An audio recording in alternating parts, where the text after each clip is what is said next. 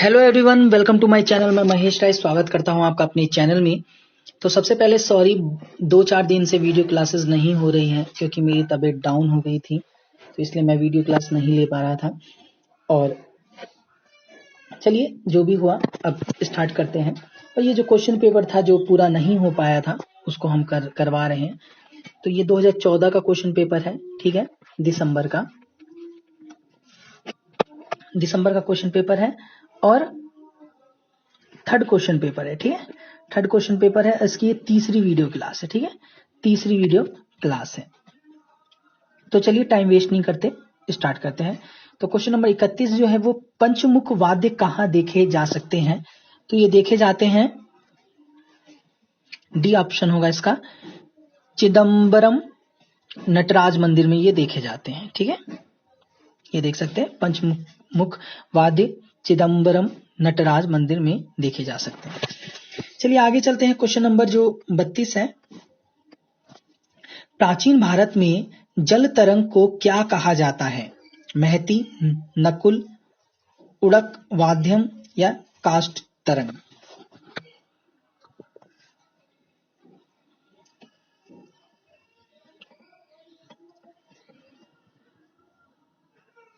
Important है, ठीक है।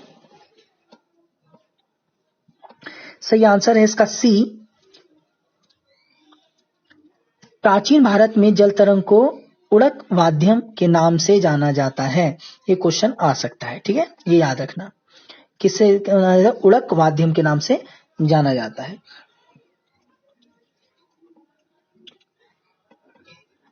क्वेश्चन नंबर 33 है, श्रुति तथा मेलोडी का संयोग गमक, काकू, स्थाई, अनुस्वर?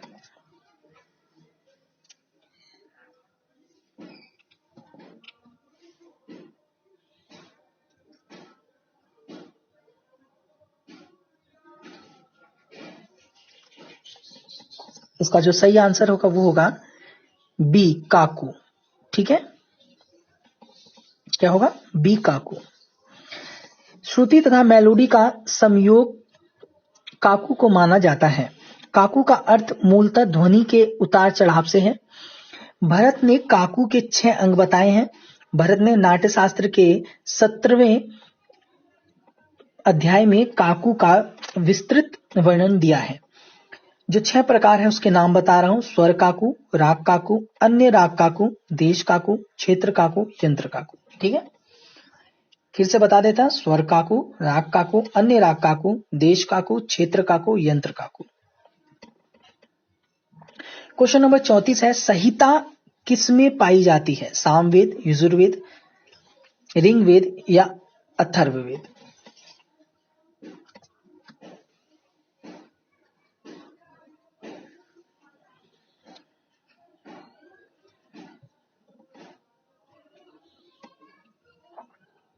इसका सही आंसर है ए, सामवेद में पाई जाती है, ठीक है। किसमें पाई जाती है संहिता? तो सामवेद में पाई जाती है। देखो, संहिता सामवेद में पाया जाता है। सामवेद में 4 गान प्रसिद्ध हैं: ग्राम, गय गान, अरण्यक गान, उह गान एवं उहान गान। सामवेद की 13 शाखाएं हैं। ये पूछा जाता है शाखाओं के बारे में, याद रखना, 13 शाखाएं हैं सामवेद में। और संहिता किसमें पाई जाती है? तो सामवेद में। कालक्रम में विलीन इन शाखाओं में आज 3 शाखाएं बची हैं। ये 3 शाखाएं हैं: रणायणी, कौथुमी और जैमिनी, ठीक है। इन तीनों शाखाओं के गान अलग हैं। सामवेद की आर्थिक संहिता में 8000 मंत्र हैं। कितने मंत्र हैं? तो 8000 मंत्र हैं। ये भी याद रखना। इसके गायन की संख्या कितनी है? तो 14820 है। क्वेश्चन नंबर 35 है, महात्मा गांधी के हरिजन प्रथा उन्मूलन आंदोलन के समर्थक में रविंद्रनाथ ने किस नृत्य नाट्य की रचना की थी?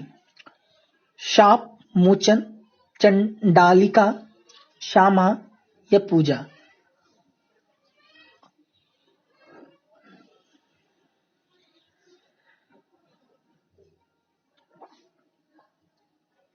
इसका इसका सही आंसर होगा बी, चंडालिका। ठीक है। महात्मा गांधी के हरिजन प्रथा के उन्मूलन आंदोलन के समर्थक थे। रविंद्रनाथ ने चंडालिका नृत्य को 1933 ईस्वी में लिखा था।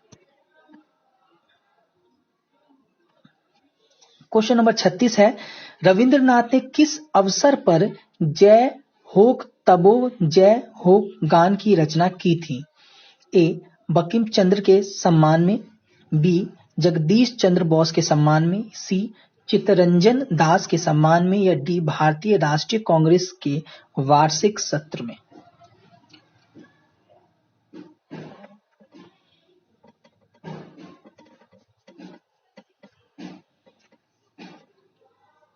सही आंसर है इसका बी,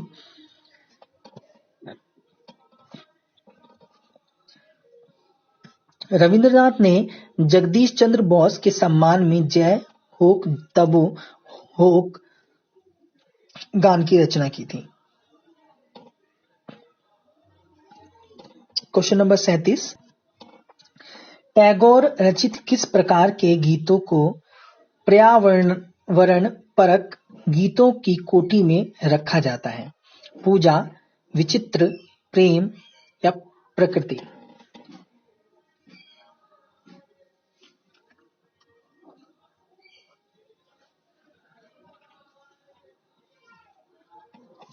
इसका सही आंसर है डी, प्रकृति। ठीक है।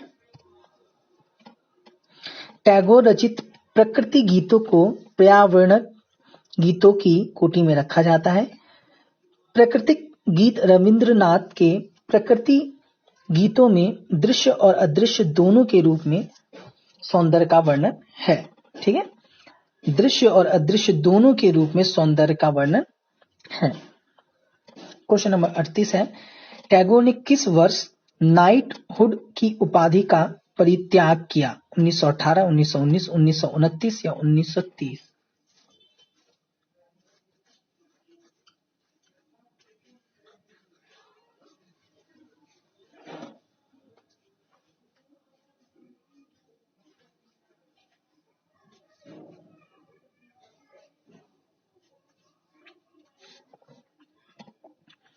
इसका जो सही आंसर है वो है बी। ठीक है। 1919। रविंद्रनाथ जी ने नाइटहुड की उपाधि 1919 में परित्याग किया था।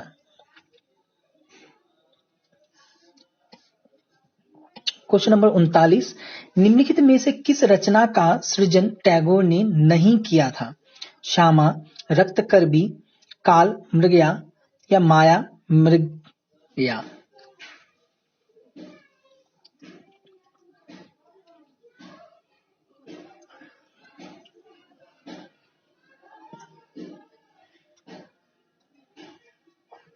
सही आंसर है इसका डी, माया मृगया।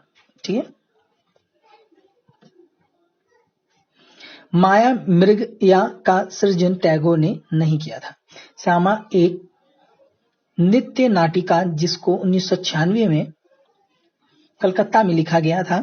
श्यामा नृत्य नाटक को बौद्ध जातक तथा मह वस्त्र दान पर आधारित है ये। ठीक है। देखिए, अकार मात्रिक स्वरलिपि पद्धति के अनुसार पुनरावृत्ति का चिन्ह किसके समान होता है? आपको चिन्ह दिए गए हैं नीचे, आप देख सकते हैं और आंसर बताइए।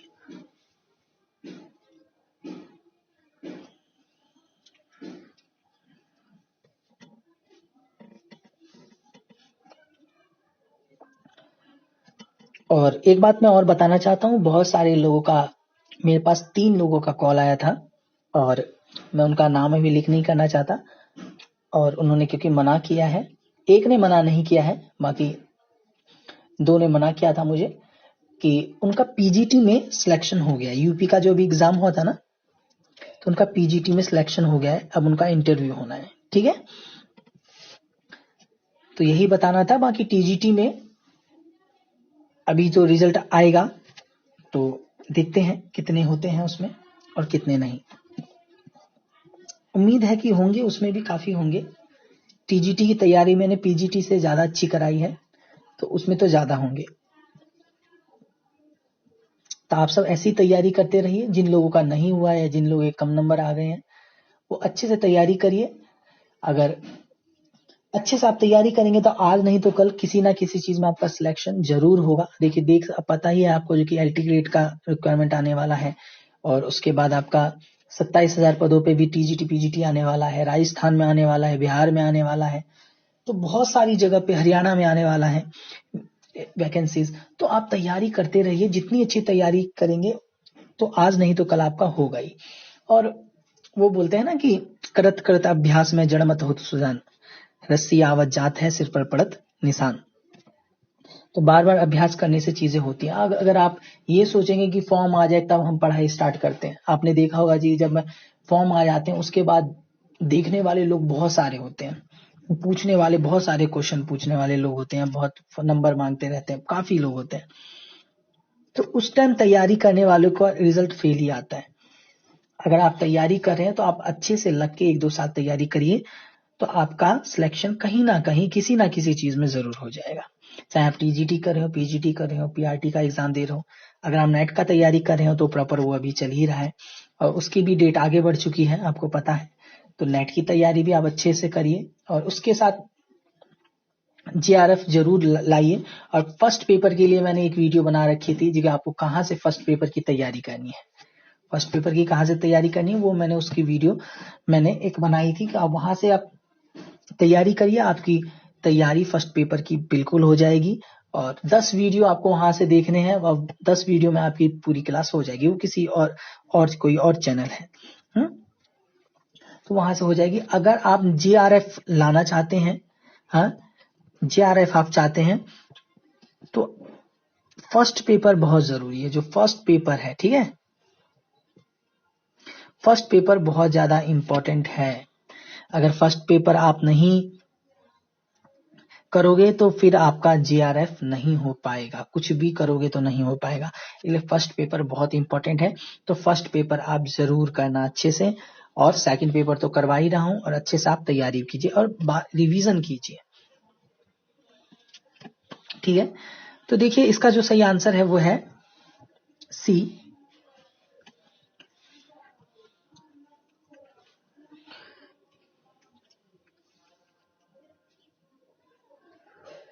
आकार मात्रिक स्वरलिपि पद्धति के अनुसार पुनरावृत्ति का चिन्ह इस प्रकार के समान होता है, ठीक है, इस प्रकार के। आकार मात्रिक स्वरलिपि के उद्भावक द्विजेंद्रनाथ टैगोर थे। कौन थे? द्विजेंद्रनाथ टैगोर, ये सबसे बड़े भाई थे इन भाइयों में। तथा ज्योतिन्द्रनाथ जी ने आकार मात्रिक स्वरलिपि की परिणत रूप से प्रचार किया था।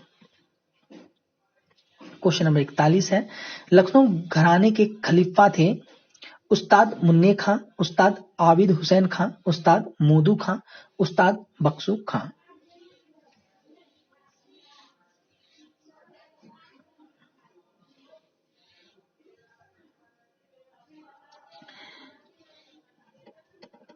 इसका जो सही आंसर है वो है बी, ठीक है,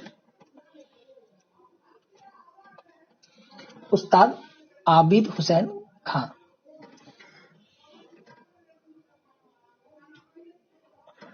लखनऊ घराने के खलीफा उस्ताद आबिद हुसैन खां थे। लखनऊ घराने की नींव रखने वाले उस्ताद मोदू खां और बख्शू खां थे।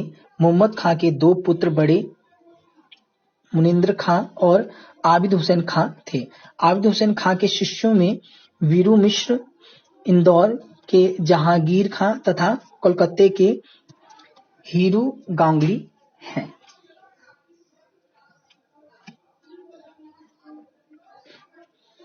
क्वेश्चन नंबर 42 है, उस्ताद जहांगीर खां किस घराने से संबंधित थे? लखनऊ, फर्रुखाबाद, दिल्ली या अजराड़ा?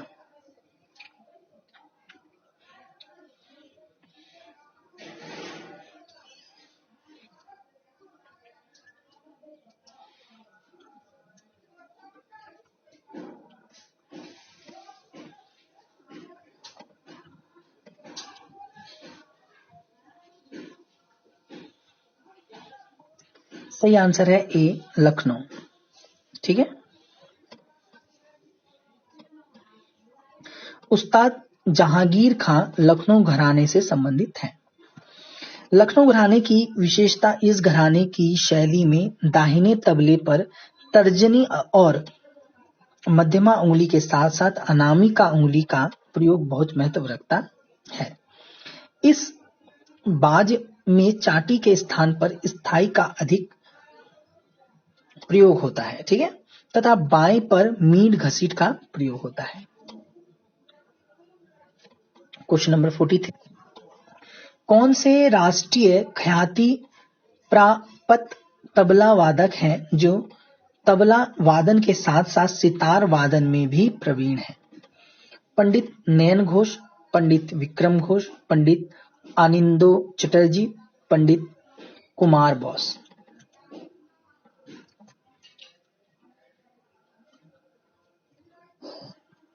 जो तबले में और सितार दोनों में ही प्रवीण है। सही आंसर है ए पंडित नयन घोष। पंडित नयन घोष तबला वादन के साथ साथ सितार वादन में भी प्रवीण थे। इनका जन्म 1928 में हुआ था। इन्होंने सितार वादन की शिक्षा स्वर्गीय पद्म भूषण निखिल घोष से प्राप्त की थी। ठीक है। किससे प्राप्त की थी? निखिल घोष से प्राप्त की थी।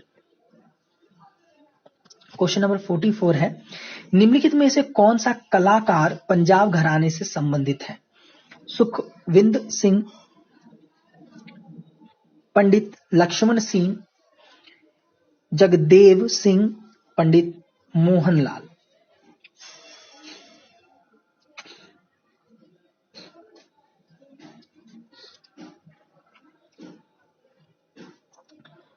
देखिए इसका जो सही आंसर है वो है बी पंडित लक्ष्मण सेन। पंडित लक्ष्मण सेन पंजाब घराने से संबंधित है। ठीक है। ये सेन है, सीन नहीं।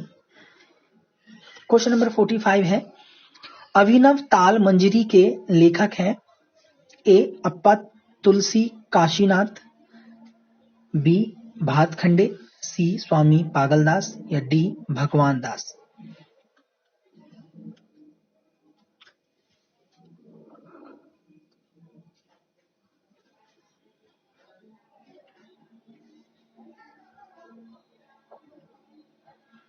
इसका सही आंसर है ए अप्पा तुलसी काशीनाथ।